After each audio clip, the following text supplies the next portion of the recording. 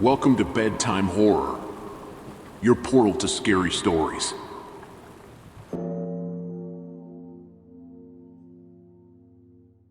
As the leaves began to turn shades of fiery red and pumpkin spice filled the air, I felt that familiar thrill of Halloween approaching.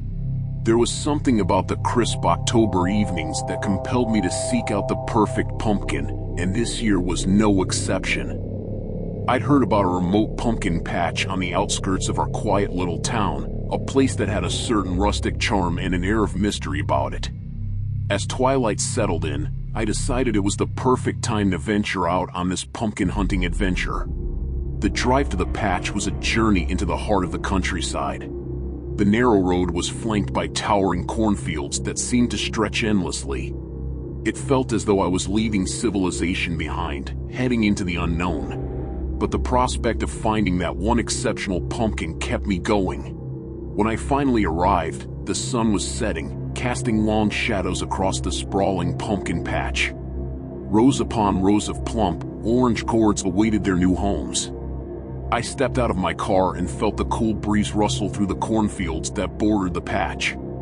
The distant cawing of crows added to the eerie ambience, setting the stage for what would become an unforgettable evening.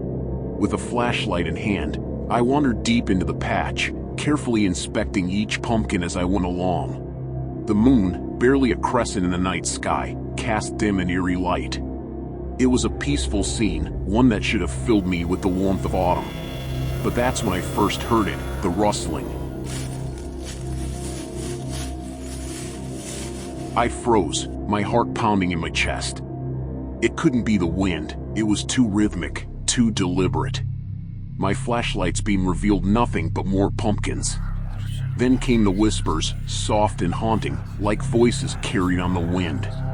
I couldn't make out the words, but the sensation of being watched was unmistakable. Doubt crept into my mind. Was it just my imagination playing tricks on me in the moonlit silence, or was something truly amiss in this seemingly ordinary pumpkin patch? With a nervous gulp, I continued my search for the perfect pumpkin, my footsteps echoing in the darkness. As I ventured deeper into the pumpkin patch, I couldn't shake off the uneasy feeling creeping in. Despite my apprehension, I found a promising pumpkin and bent down to examine it. Just as I was about to pick it up, the rustling in the cornfields intensified. My heart raced, and my grip tightened on the flashlight. I knew I couldn't ignore the eerie presence any longer. With cautious steps, I approached the cornfields. Every inch closer seemed to amplify the unnatural noises. I thought I glimpsed fleeting figures moving among the stalks, their forms elusive and fleeting in the moonlight. Fear gnawed at my insides, but I couldn't stop myself from looking behind the curtains of corn, my flashlight's beam trembling in my trembling hands. What I saw next sent shivers down my spine. Pale, ghostly faces stared back at me, their eyes reflecting the feeble light like those of nocturnal creatures. These were not the faces of trick-or-treaters, nor the friendly visages of fellow pumpkin seekers. They were something altogether different, something unsettling. Fear gave way to curiosity, and I whispered a tentative greeting. No response. They stood there, unmoving, like eerie sentinels guarding the secrets of the cornfields. My instincts screamed at me to flee, but something held me back, the mystery, the inexplicable nature of it all. Then, as if in response to my presence, the whispers from before grew louder and more distinct. The voices carried an otherworldly cadence, like a chant from ages long past. My heart pounded in rhythm with their incantations, and dread settled over me like a heavy cloak. Just as I contemplated making a hasty retreat, a sudden gust of wind rustled the cornfields with such intensity that it felt like a tempest swirling around me. The faces in the corn wavered, and I realized with a start that they were not apparitions but scarecrows standing guard over the patch. The whispers faded into the night. My racing heart began to slow as the eerie atmosphere lifted. I hastily snatched up the pumpkin I had chosen and made a hasty exit from the patch, my flashlight's beam guiding my way. I left behind the enigmatic pumpkin patch and its secrets, knowing that I might never fully understand what had transpired that night. In the days that followed, I learned from a local farmer that the patch had been abandoned for years. The rustling, the whispers, were likely the result of the wind and wildlife playing tricks on my senses. It was a reassuring explanation, one that grounded me back in the realm of the ordinary. Still, whenever I recall that fateful visit to the pumpkin patch, I can't help but feel a lingering sense of unease. Perhaps it was simply the magic of Halloween, or perhaps there are mysteries in this world that defy even the most rational explanations.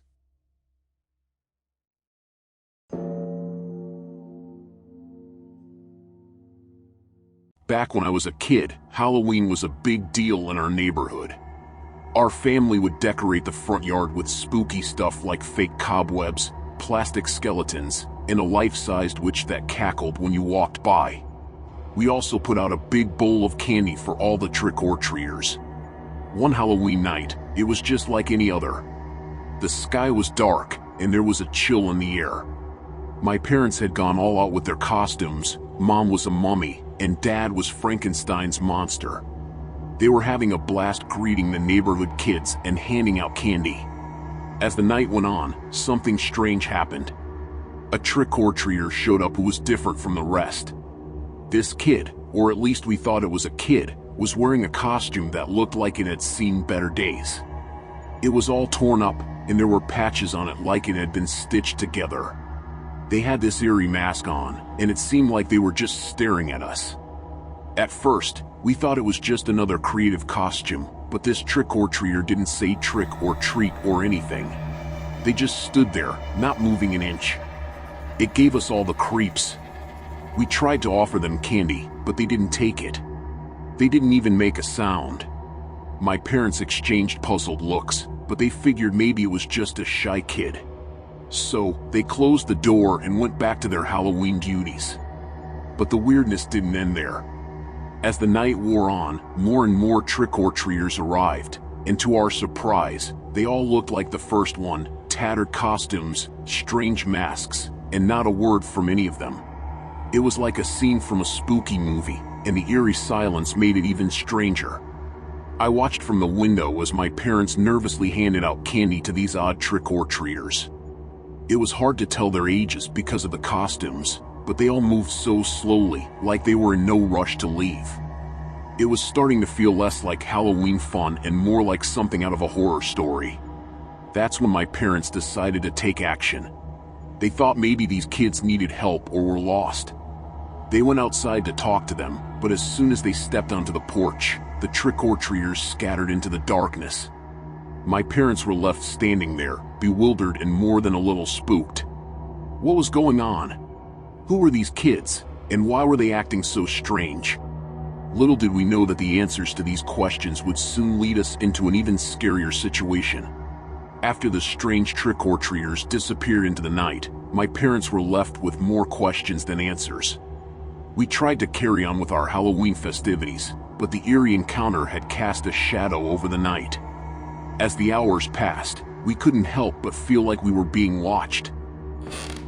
Every creak of the floorboards, every rustle of leaves outside, and every gust of wind seemed to put us on edge. My parents kept glancing out the windows, half expecting to see those creepy figures lurking in the darkness. Eventually, the night began to wind down, and the last of the regular trick-or-treaters had come and gone. My parents decided to call it a night, and they began turning off the decorations and the porch light. Just as they were about to lock up and head to bed, we heard a faint sound coming from outside. It was like a distant whisper, but it was too soft to make out any words. My heart pounded in my chest as we all strained to listen. Then, another noise, a soft tap on the window. My parents and I exchanged terrified glances. This couldn't be another one of those bizarre trick-or-treaters, could it? But who would still be out there at this hour?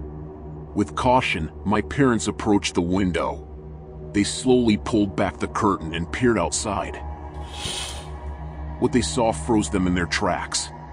A group of those same eerie trick-or-treaters was gathered on our front lawn, bathed in the moonlight. They weren't saying anything, just standing there, staring up at the house. It was the stuff of nightmares.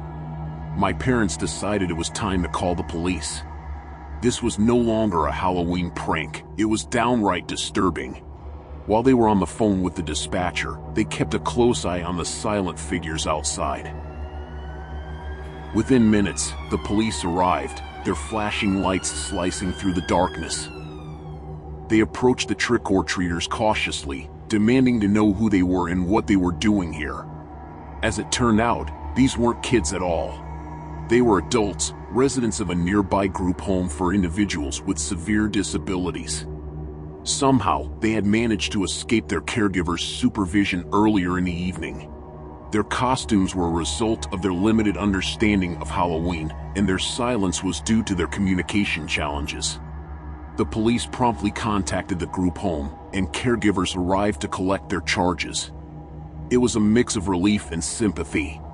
The residents had wandered away, probably attracted by the bright lights and decorations of Halloween. We realized that what had seemed so eerie and unsettling was, in reality, just a misunderstanding. The caregivers explained that the residents had various conditions that made them appear odd and their actions mysterious. They were quickly and safely returned to their home. As the police cars drove away and our neighborhood returned to its usual quiet, my family and I couldn't help but feel a bit foolish. We had let our imaginations run wild, creating a Halloween horror story out of a situation that was far from sinister. We turned in for the night, finally able to breathe easy. The lesson we learned that Halloween was that sometimes, the scariest things are the ones we imagine in our own minds. And so, our Halloween adventure ended with a newfound appreciation for the importance of understanding and compassion, even when things seem spooky and strange.